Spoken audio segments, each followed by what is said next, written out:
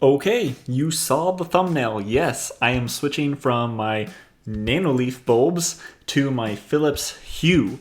I've always wanted Philips Hue, but I had never made the jump, mainly because of the price. When I started my smart home, when I decided to go strictly with HomeKit, this was a few years ago before I did Home Assistant, I went with Nanoleaf because A, they're very affordable light bulbs, and B, they were working with Thread, which is a really cool protocol that Apple uses that's kind of like Zigbee, and it uses its own mesh Wi-Fi, basically, and it connects everything together, and the HomePod Mini was the hub for that. Now, Amazon and Google now have all these things with Thread, and it works really well. And the Nanoleaf still work really, really well if you are only using HomeKit.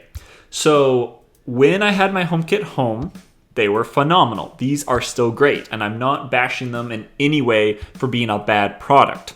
The reason why I am now switching over to Philips Hue is because I am using Home Assistant, and since these Nanoleaf bulbs only work over Thread, they were very unreliable. So the way how I got these light bulbs in is you first connect them to HomeKit, and then you disconnect them from HomeKit, and then Home Assistant can pick them up, which means if you have a Thread border router, I use the SkyConnect dongle for Home Assistant, which is their official one, it can see the Nanoleaf bulbs. And so I ported I think I have like 11 of these light bulbs now in my smart home.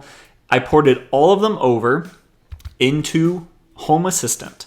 And then I ported those from Home Assistant back into HomeKit. And that was all fine and dandy until there's a glitch.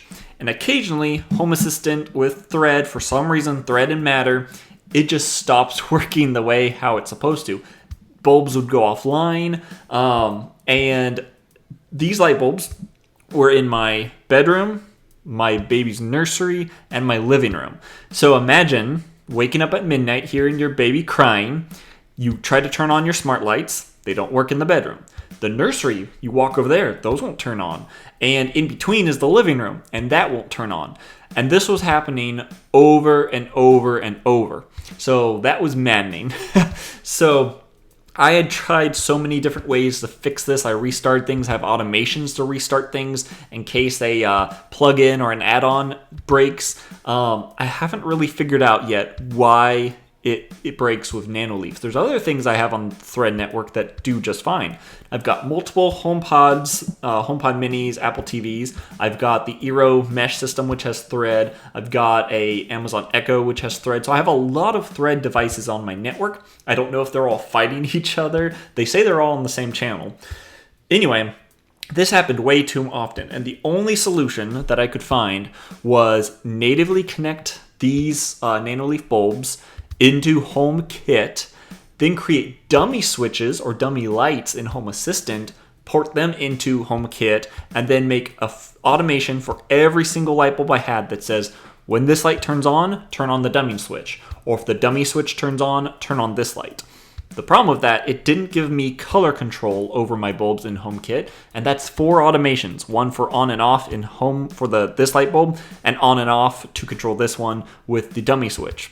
So after trying for so many months, I finally had to make the jump over to Philips Hue because wife approval factor is really high.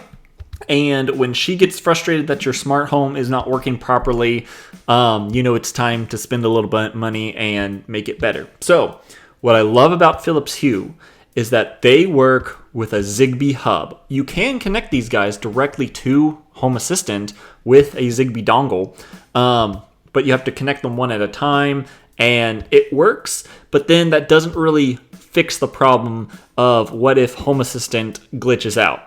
So what I love about the Philips Hue is they have their own Zigbee home bridge. You connect that individually to Home Assistant, and you connect it individually to HomeKit, which is what I use. You could use that for, you could even do it for Amazon or Google or whatever platform you want. This works really well with whatever platform. So absolutely love that. And so once it's connected, I have an automation for in Home Assistant. Everything's done on the back end, But if I talk to Siri, I can still control everything on the front end. So even if I'm tinkering with Home Assistant and I restart it, but then on the HomeKit side, I can still control these light bulbs, which is really, really good. And yes, I didn't have to go with Philips Hue by themselves. There are other light bulbs that probably would work just as well. You can use Wi-Fi bulbs. You could use other Zigbee bulbs. But I just wanted the peace of mind knowing that these would work. And so I bought a whole bunch of them. And now in every room that I spoke of, living room, bedroom, nursery, there are Philips Hue bulbs. And they have been phenomenal. They work really well. They never drop offline, and they are kind of set and forget. And the best thing about them, what I love, is when you plug in the hub and you put in all your Philips Hue bulbs, it will search for all the light bulbs, it will find all the light bulbs, and then you configure them in one swoop.